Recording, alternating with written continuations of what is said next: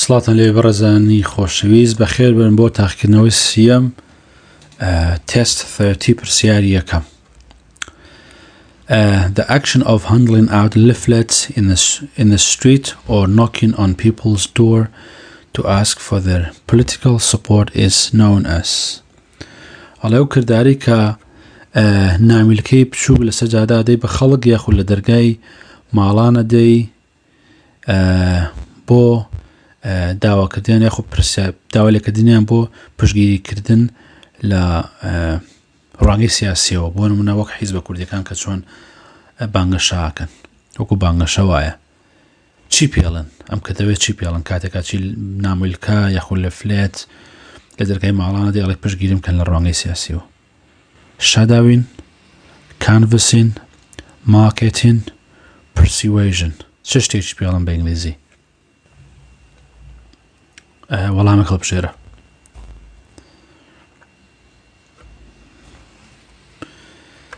دووەم دانەیە کانڤسین واتە بانگەشە بە کوردی.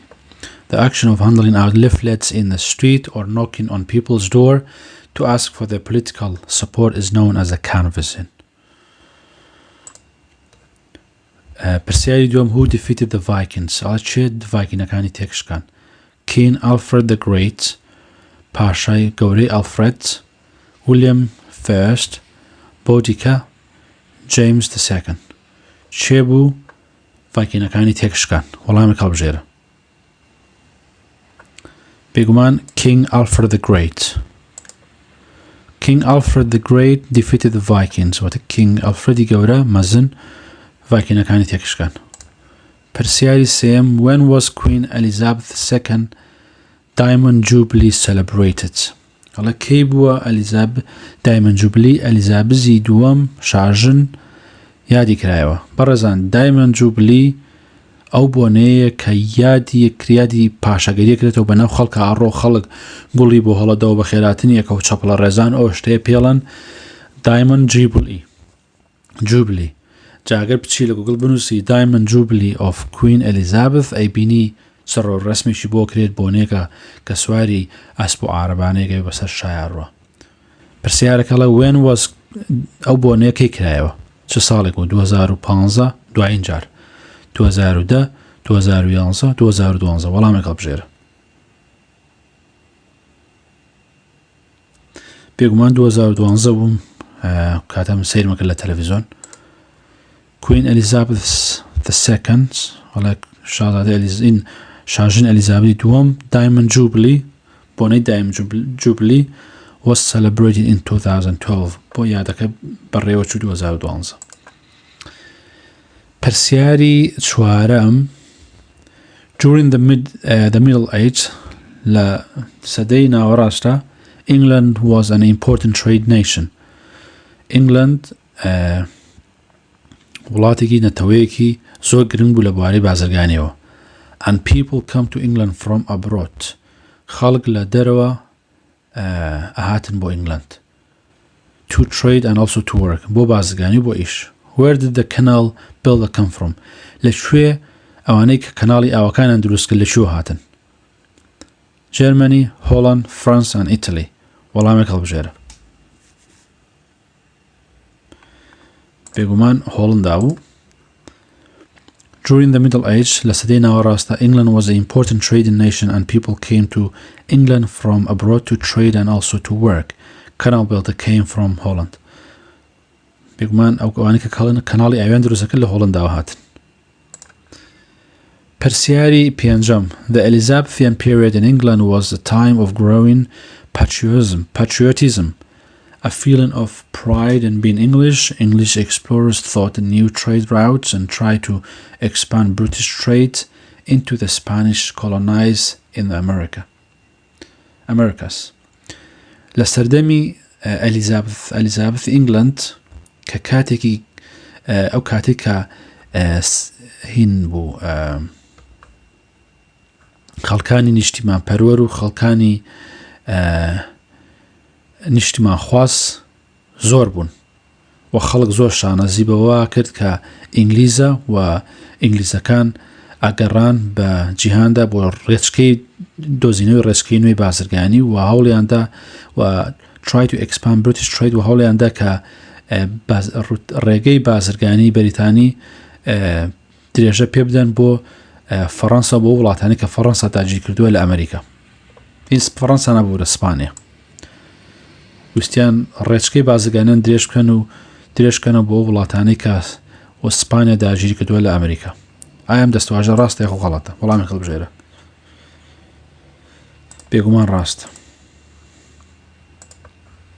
Which of the following are crown dependency؟ ئەڵە کامێک لەمانە سەربەستن واتە سەر بە شاگەرێتی نین. کامێک لەمانەی خوارەوە سەر بە لە ژێر کڵاوەی شاگەرێتی نین یاخۆ لە ژێر تاجی شاگەرێتی نین. The Maldives and Anglesey, Ireland and Malta, the Isle of Man and the Channel Islands, the Isle of Wight and Northern Ireland. کامێک لە ئەمانە لە ژێر چەتری دەسەڵاتی پاشای وڵاتیانین یاخود crown dependency واتە سەر بە تاجی پاشایەتی نین وەکو دەسەڵات. وەڵامی هەڵبژێرە. بێگومان ئەمەیە the Isle of Man and the Channel Island. The Isle of Man and the Channel Island are crown dependency. بەڕێزان مانای ئەوەی چییە کاڵە crown dependency؟ ئەم دوو وڵاتە لکاون بە شانشینی یەکگرتووی بەریتانیا بەڵام بەشێک نین لێی. مەبەست لەم قسەیە چییە؟ مەبەست لەم قسە ئەوەیە کە بەشێکن لە لکاون بە بەریتانیا بەڵام بەشێک نی لێرە بۆ نمونە لە هێنە ڕوانگەی سیاسی و لە هێنێ ڕوانگەی بازرگانی و هێنێ بڕیار و شتە ئەوان ئازادن بە خۆیان بڕیار بدەن بەڵام پاراستنی وڵاتەکە و پاراستنی وڵاتەکە و کێشەی وڵاتەکە لەگەڵ وڵاتەکانی تر یاخود کێشەکانی نێودەوڵەتی وڵاتە لە ئاستۆی بەریتانیا شانشینی گرتووە بەڵام لە شتەکانی تر ئەوان بڕیار لە ئاستۆی خۆیان و ئازادن. Which of the following is a charity that works with all people؟ ئەڵێ کامێک لەمانە ڕێکخراوی خێرخوازیە لەگەڵ کەسانی بە تەمەن عیشەکات. Shelter, Age UK, Crisis, Cancer Research UK. وەڵامێک هەڵبژێرە. ئەمەیانە. The Age UK is a charity that works with all people. واتە ڕێکخراوی Age UK ڕێکخراوێکە لەگەڵ کەسانی بە تەمەن عیشەکات. پرسیاری هەشتم which popular British sport can be traced back to the 15th century؟ کامێک لە وەرزشە بەریتانیا کۆنانەی خوارەوە کامێک لەم وەرزشە بەنابانگانەی خوارەوە کە وەرزشێکی بەریتانیا ئەگەڕێتەوە بۆ سەدەکانی 15م. فوتبۆڵ، گۆڵف، ڕەگبی، تێنس. کامێک لەم وەرزشانەی خوارەوە کە بەناوبانگن ئەگەڕێت و مێژووکەی ئەگەڕێتەوە بۆ سەدەی 15. وەڵامێک هەڵبژێرە. بێگومان golf. The modern game of golf can be traced back to 15th century Scotland. واتە وەرزشی یاخود یاری گۆڵف کە شتێکی مۆدێرنە مێژووکەی ئەگەڕێتەوە بۆ سەدەی 15م سکۆلند لە سکۆلند و سەری هەڵداوە. How many crosses form the Union flag؟ ئەڵە چەند خەت ئاڵای یۆنیۆن پینەکات پێک دێنێ چەند کرۆسس واتە هەمانی چەند زەربە ئەو ئاڵایی کە لەسەر ئاڵای یۆنیۆن فلاگە یۆنیۆن فلاگ واتە ئاڵای بەریتانیا بپەڕێزن پێڵێن یۆنیۆن فلاگ لە چەند خەت پێکاتەوە لەسەری 2 3 4 5 ئەو خەتانی کە بەسەری هاتووە.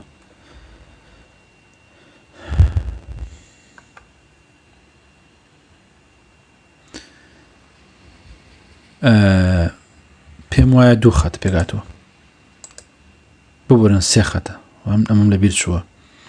The Union flag has 3 crosses واتە ئاڵای بەریتانیا بەڕاستیە بوو بیزانین لەبەرەوەی ئاڵای بەریتانیا ئەمە چەند ساڵە وڵاتەژین چۆنە بێ نەیزانین هەموو کەسێک شایستەیەوەی کەشتی لەبێتەوە لە یاخۆ لە بەڵام بیناسی تۆ لەوانێ هەمومان ئاڵەکە بناسیینەوە بەڵام نەزانین وردە کارەکەی بەڵام ئاڵای بەریتانیا Union flag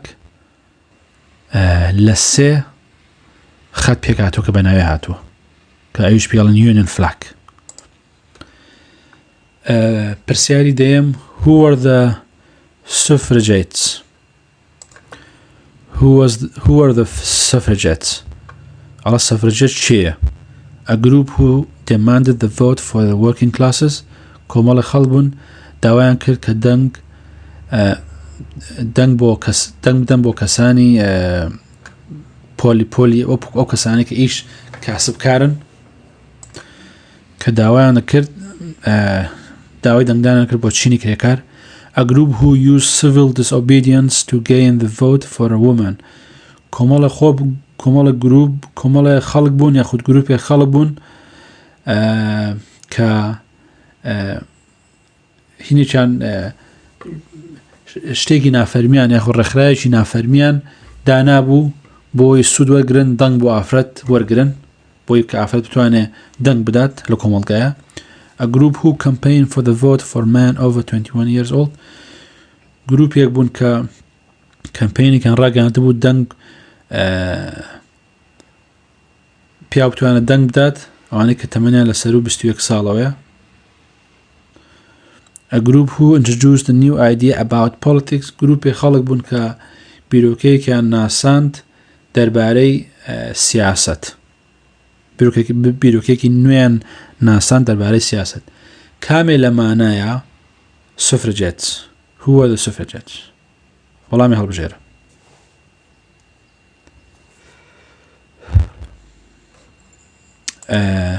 ئەمەیە. The suffragettes were a group who used civil disobedience to gain the vote for women.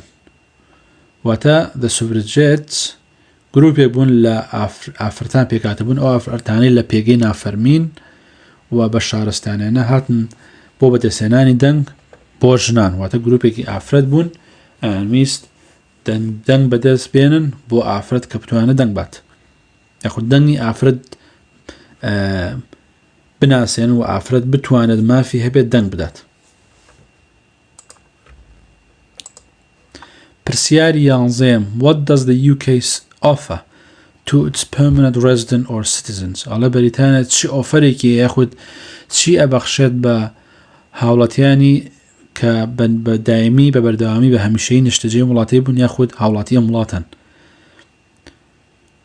چی ئەبەخشێت؟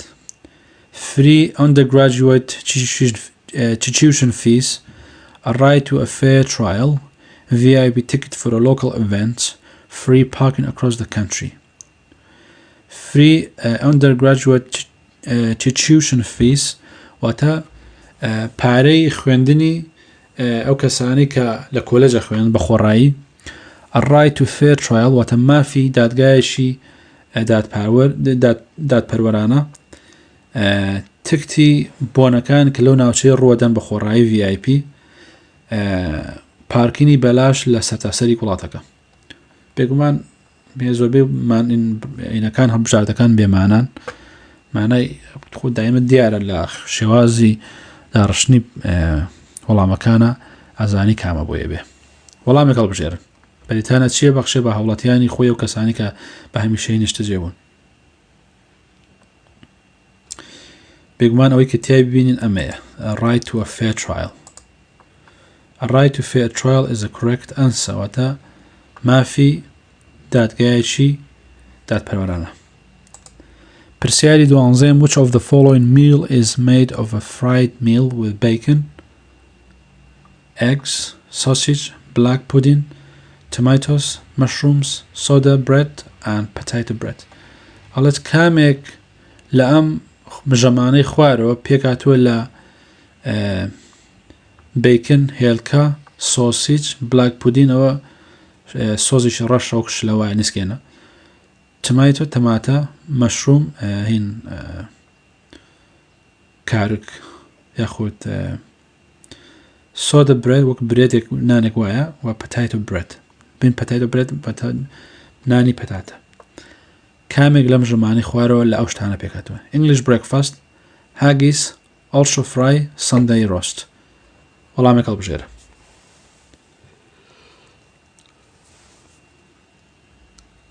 بێگومان سێمدانەیە Ultra fry is a fried meal from Northern Ireland واتە خوانێکی Ultra fry خوانێکی ئەلەندەی باکوورە پێکاتۆ لە بیکن و هێلکە و سۆزیچ و بلاک پودین و تەماتۆس و مەشروم soda bread and potato bread. What can living people donate that may help other people with injuries or illness? Choose two options. ئەڵەو کەسانی کە لە ژیان ماون ئەتوانن چی ببەخشن بۆ ئەوی بتوان یارمەتی کەسانی تر یاخود خەڵکانی تر بن کاتێک کە برینارن یاخود ناساغن. دوو وەڵام هەڵبژێرە. توانێت چی ببەخشی یارمەتی خەڵکانی تر بی؟ blood, salvia, a kidney at their liver. واتە خوێن ساڤیان لیک گورچیلە جگەر. وەڵامێک هەڵبژێرە. بێگومان blood and kidney ئەتوانی خەڵکانی تر سوودی وەرگرن. living people can donate blood and kidney. ئەڵە خەڵکانی کە لە ژیان ئەتوانن خوێن و گورچیلە ببەخشن بۆ کەسێکی تر کە تاکو ژیانی ببەخشێتەوە یاخود لە مەدەن ڕزگاری بێ. پرسیاری چواردەم where is the office of the MPs located؟ ئەڵێ ئۆفیسی ئەندام پەرلەمانەکان لەکوێ جێگیرە؟ ئۆفیسی ئەندام پەرلەمانەکان لەکوێیە؟ 10 Down Street لە ژمارە 10 Down Streetە، The House of Commons, The House of Lords, Buckingham Palace. وەڵامێک هەڵبژێرە. بێگومان دووەم دانەیە ئەندام پەرلەمان دایمە لێ دانیشێ. The MP's office located in the House of Commons, Westminster, London. ئەڵێ ئۆفیسی ئەندام پەرلەمانەکان لە House of Commons لە Westminster لە London ئەیش پۆستکۆتەکەیەتی. Which two of the following statement is true with regard to magistrates and justices of peace (JPs) in England, Wales and Scotland? کامێک لەم دەستەواژانەی خوارەوە ڕاستە دەربارەی دادگای ماجستریت و دادگای justices of peace (JPs) لە England, Wales و Scotland. They usually work unpaid. سروشتیان ئەوانە ئیشەکەن بەبێ پارە. They do not need any legal qualification. پێویستیان بە هیچ بڕوانامێکی یاسایی نیە یاخود فەرمی نیە. They are legally qualified. ئەوان یاساییان هین کراون شمولەکەن یاخود دامپیاندراون. They are paid. پارەیان پێدرێت. دوو دانە لەمانەی خوارەوە هەڵبژێرە کام دوو دانە ڕاست دەربارەی ئەم دوو magistrate and justice of peace لە England و Wales و Scotland.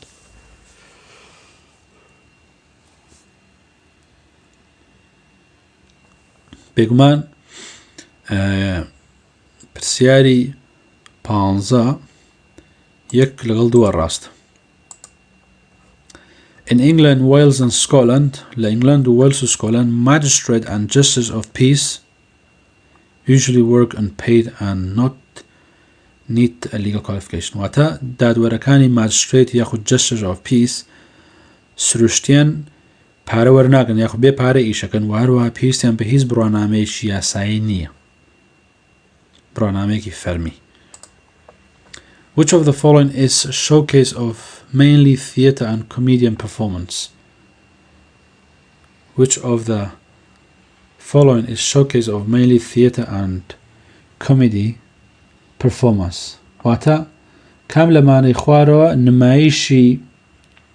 نمایشێکی شانۆیی و کۆمیدی بە شێوەیەکی سەرەکی پێشکەشەکەن. The Fringe, دیوالی، هەلۆوین، لەنت. کامێک لەمانەی خوارەوە نمایشێکی شانۆیی و کۆمیدی بە شێوەیەکی سەرەکی پێشکەشەکەن. کۆمیدین بە کوردی. دوو وەڵام هەڵبژێرە.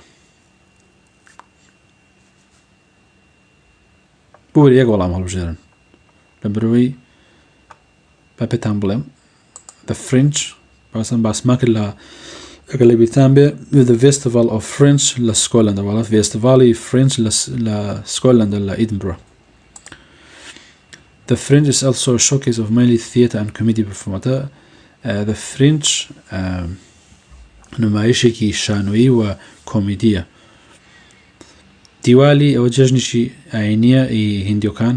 هەڵەوین ئەوە جەژنێکەوەی کە خۆمانە بین خەڵک پێڵە جەژنی جنۆکە و شەیتانە. لێنت ئەوە وەکو ڕەمەزانی خۆمەوایی مەسیحەکانە بە ڕۆژۆ بن بۆ 40 ڕۆژ. Which of the following day are a public holiday in Scotland? کامێک لە ئەم ڕۆژانەی خوارەوە ڕۆژی پشوێکی گشتیە لە سکۆتلەند؟ دوو وەڵام هەڵبژێرە. یەکی یەک، 24/12، 3/1، 2/1. دوو وەڵام هەڵبژێرە. بێگومان بۆ من 1/4. In Scotland, the 1st of January and the 2nd of January are bank holiday. لە سکۆتلەنددا 1 و 2/1 bank holiday. پرسیاری 18. The House of Commons is normally more dependent of the government than the House of Lords. ئەڵێ House of Commons واتە بەشە نزمەکەی پەرلەمانە. ئەڵێ the House of Commons ئاسایەن زیاتر متمانە بە خۆیانە بەستن لە حکومەتە، واتە زیاتر ئازادترن لە حکومەتە وەک لە House of Lords. واتە ئەوانەی ئاستە خوارەوەکەی House of Commons ببورن more dependent، واتە زیاتر پشت بە حکومە دەبەستن یاخود لە حکومەتان وەک لە House of Lords. واتە پێی پێناسەکەی ئێمە بێ House of Lords ئازادترە لە هەڵسوکەوت و مامەڵەیە وەک لە House of Commons لە حکومەتە. یاخود بە مانایەکی تر the House of Commons is normally more dependent، واتە زیاتر سەربەخۆترە لە حکومەتە وەک لە House of Lords. ئایا ئەم دەستەواژەی ڕاستە یاخود نا؟ true or false؟ وەڵامی هەڵبژێرە.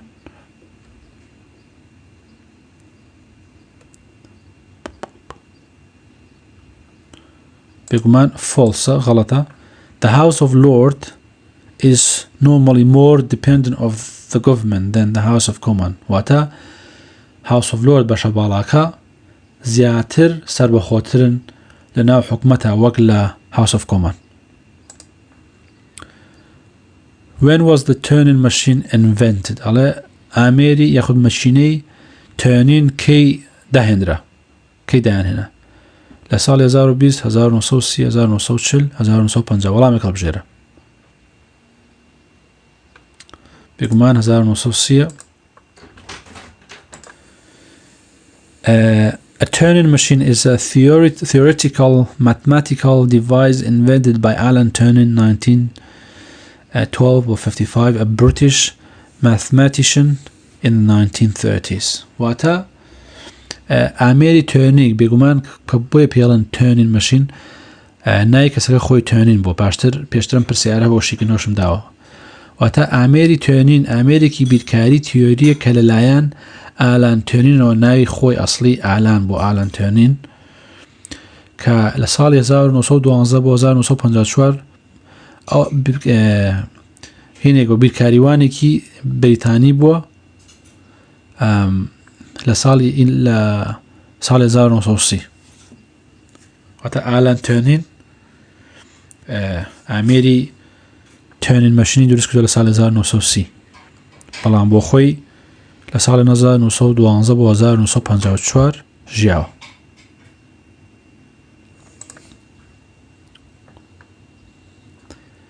پرسیاری 20. During which period were the House of Lords and the House of Commons established؟ ئەڵێ لە چ سەردەمێکە House of Lords و House of Commons دامەزران؟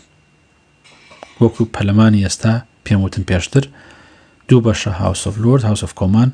ئەمانە باڵا بەرزترن لە باڵیان پلیان پێگیان زیاترە وەک لە ئەمانە. لە چ سەردەمێکە دامەزران؟ Middle Age سەدەی ناوەڕاست، Iron Age سەدەی ئاسنین، The Roman Invasion لە سەردەمەکانی داگیرکردنی ڕۆمەکان، The Anglo-Saxon Invasion لە سەردەمەکانی داگیرکردنی ئەنگلۆساکسنەکان. وەڵامێک هەڵبژێرە. بێگومار پرسیاری ئەوەیە لە سەدەی ناوەڕاست دامەزراوە. In the Middle Age, the number attending Parliament increased. ئەڵێ لە سەدەی ناوەڕاستدا ئەو کەسانی کە ئامادە بوون لە پەرلەمانە زیادیان کرد. And to separate parts بۆی بەشەکان جیاکەنەوە known as a house were established و ناسراوە بە house واتە جیابووە وەکو ماڵ بەشێکی جیابووە. These were the House of Commons and the House of Lords. بۆیە بوون بە دوو house، بوون بە دوو بنەماڵە بۆ جیابوونەوە، یەکیشان بە ناوی House of the Commons دانێکشان بە ناوی House of the Lords واتە پەرلەمانی بەریتانیا بە دوو ناوی جیاواز و دامەزراوە بەڵام لە سەدەکانی ناوەڕاستە بەڵام وشەی ئێستا کە پێڵم پەرلەمان وشێکی مۆدێرنە. What name is given to the period of time when Christians take time to reflect and prepare for Easter? ئەڵە چ نایەک دراوە بە ئەو کاتێک کە مەسیحەکان کاتێکی خۆیان وەرەگرن بۆ ئەوەی ڕەنگدانەوەیان هەبێت و خۆیان ئامادە بکەن بۆ جێژنی ئیستەر. چ ناوێکی هەیە؟ هەڵەوین، لەند، دیواڵی، هەنووخە. پێشتر باسی ئەومان کردووە. وەڵامی هەڵبژێرن.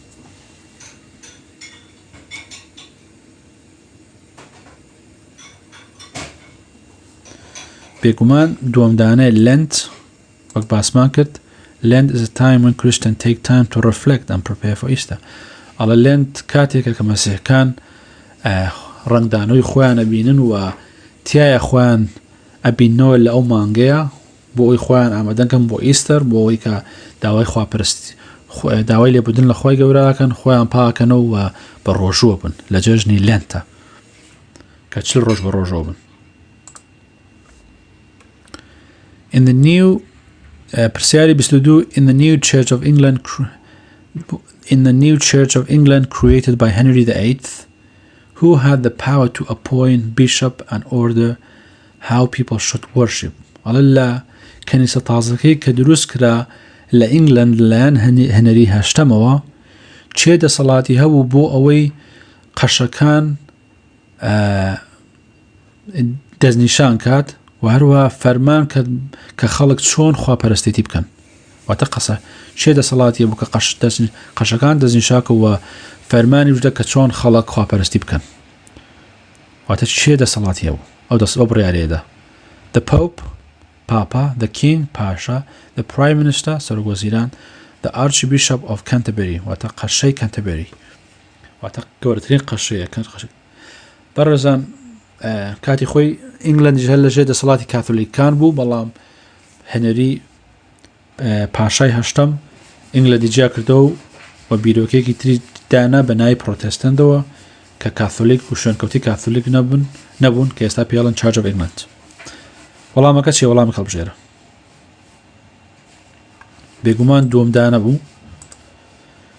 In the new Church of England لە کەنیسەی تازە ئینگلەندا the King not the Pope پاشا پاپانا would have the power to appoint bishop. دەسەڵاتی هەبوو پاشا بۆی کلاسەکەین قەشە لە کلاسەکاندان و قەشە دەستنیشانکە و order how people should worship و فەرمانێکە کە چۆن خەڵک خواپەرستی بکات.